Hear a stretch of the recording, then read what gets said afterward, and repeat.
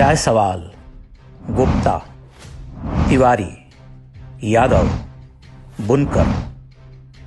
कोई आपसे कहे कि ये फिल्मों के नाम हैं तो आप क्या कहेंगे? यही कि हो नहीं सकता। फिल्मों के नाम भला ऐसे होते हैं? मुंबईया फिल्मों को देखने तो यही लोग जाते हैं।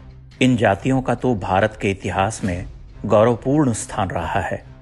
अनेक महापुरुषों ने इन जातियों में जन्म लिया, जिन्होंने देश और समाज के भले के लिए काम किया। फिर उनके नाम पर कोई फिल्म क्यों नहीं बनती? पठान क्यों बनती है? मुसलमानों में एक जाति है पठान। इनको पश्तून भी कहते हैं और इनका मूल निवास अफगानिस्तान और पाकिस्तान के बीच का क्षेत्र माना जाता है।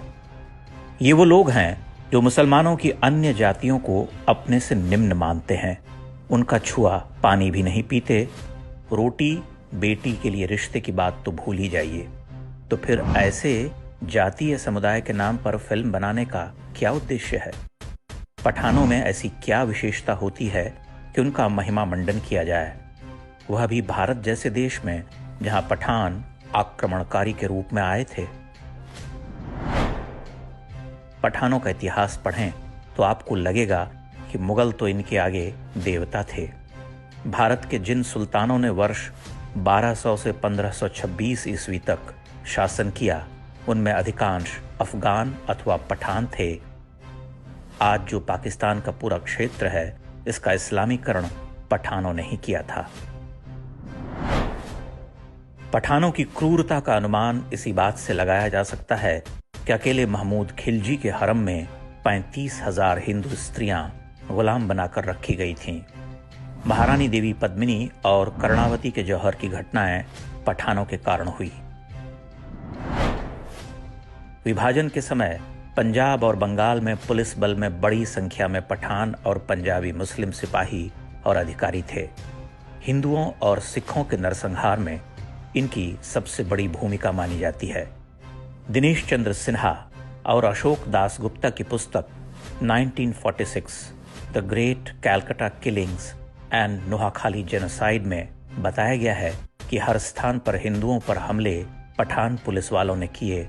उन्होंने हिंदुओं के मकान जलाए और महिलाओं के साथ दुर्व्यवहार किया। लेखक गुरबचन सिंह तालिब ने अपनी पुस्तक Muslim League attack on Sikhs and Hindus in the Punjab 1947 में इसी तरह का वर्णन किया है।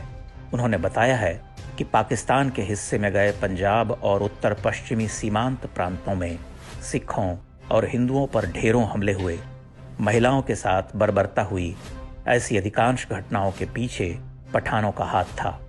इसी पुस्तक में उन्होंने उन घटनाओं का वर्णन किया है जब पठानों ने हिंदू और सिख महिलाओं का अपहरण करके उन्हें सेक्स स्लेव बनाकर बेचा। यह किसी आश्चर्य से कम नहीं कि पठानों के बर्बर इतिहास के पश्चात भी बॉलीवुड में पठानों का महिमा मंडन होता रहा है। विभाजन के ही कालखंड में पृथ्वीराज कपूर ने एक नाटक का मंचन आरंभ किया जिसका नाम था पठान।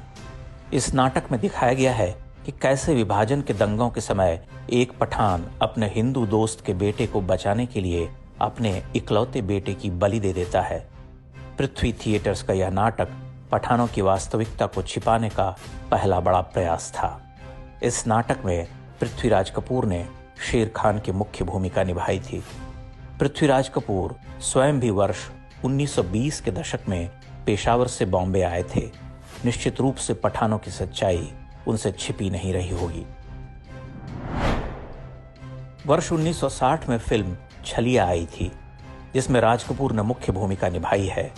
इसमें अभिनेता प्राण को अब्दुल रहमान खान की भूमिका में दिखाया गया है, जो भारत के विभाजन में एक हिंदू महिला की जान बचाता है। एक वर्ष बाद 1961 में फिल्म काबुलीवाला आई, जिसमें बलराज साहनी ने नेक दिल पठान की भूमिका निभाई है। इस चरित्र का नाम भी अब्दुल रहमान खान था, वही नाम जो छलिया में प्राण के चरित्र का था। इस फिल्म का यह सीन देखिए जिसका वास्तविकता से दूर दूर तक कोई लेना देना नहीं है। जिस तरह मेरी तुम्हारी बोली में फर्क है, रंग रूप में फर्क है, लेकिन दिल में प्यार तो सब एक है। कोई फर्क नहीं। सुभान अल्लाह, वो बाबा से तुम कितना बड़ा बात बोले, खुदा का कसम कितना बड़ा बात बोले। 70 के दशक में सलीम जावेद की जोड़ी का पदार्पण हुआ। इसके साथ ही पठानों की महानता का रंग कुछ और चढ़ने लगा। वर्ष 1973 में आई फिल्म जंजीर में पठानों के लिए पृथ्वीराज कपूर का दिया पुराना नाम शेर खान दोबारा आ गया। ऐसा चरित्र जो बहुत साहसी और नेक इंसान है, दोस्ती के लिए वो अपनी जान भी कुर्बान कर सकता है। यारी है ईमान मेरा, यार मेरी जिंदगी।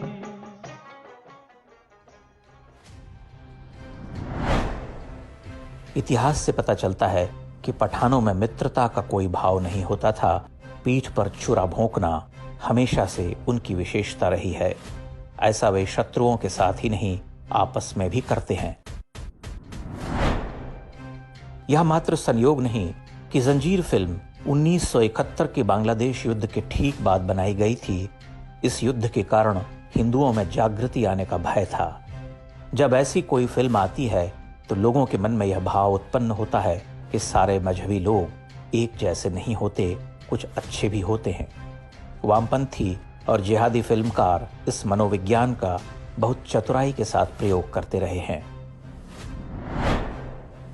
पठानों के नाम पर धूल झोंकने का यह क्रम आज भी चल रहा है। हाल में आई फिल्म गंगूबाई काठियावाड़ी में भी यही प्रयास किया गया। इसमें दिखाया गया है कि अंडरवर्ल्ड का अपराधी अब्दुल करीम शेर खान उर्फ करीम लाला कोठे पर फंसी हिंदू लड़की गंगूबाई को बचाता है। अजय देवगन ने यह चरित्र निभाया है। 60 से 80 के दशक में करीम लाला बॉम्बे में अपराध का दूसरा नाम हुआ करता था। करीम लाला का वास्तविक चरित्र इससे बिल्कुल विपरीत था। शाहरुख खान को तो अपने पठान होने पर बहुत अधिक गर्व है। वे इस बात को कभी छिपाते भी नहीं। दावा करते हैं कि उनका परिवार पेशावर से आया था। उनकी फिल्म पठान भी इसी जातीय अहंकार का फूहड़ प्रदर्शन है। फिल्म की कहानी क्या होगी, इसका अनुमान आप स्वयं लगा सकते हैं। फिल्म पठान की टाइमिंग भी ध्यान देने योग्य है। अफगानिस्तान में हम तालिबान की जो बर्बरता देखते हैं, वे भी पठान ही हैं।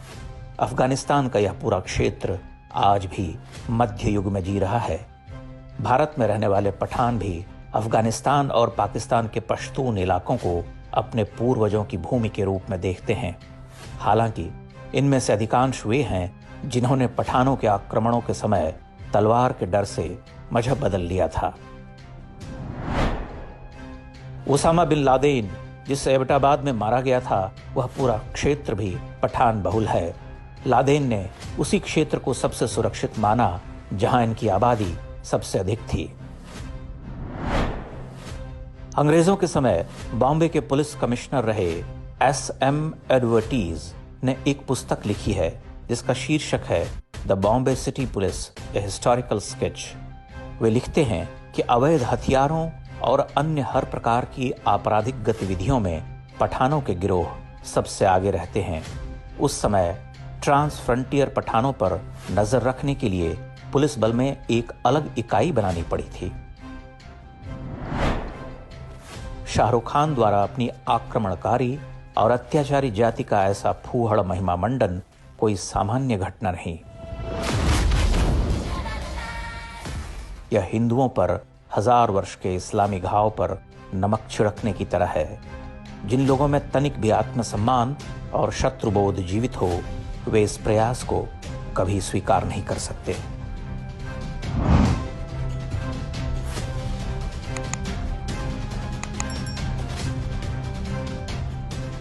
इंडेक्स ऑनलाइन के वीडियो समाज को समर्पित हैं।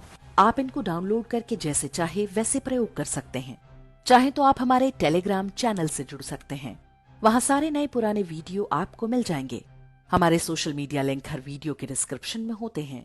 हमारा एकमात्र उद्देश्य हिंदू समाज को जागृत और एकजुट करना है। इसमें सहभागी बने। धन्यवाद।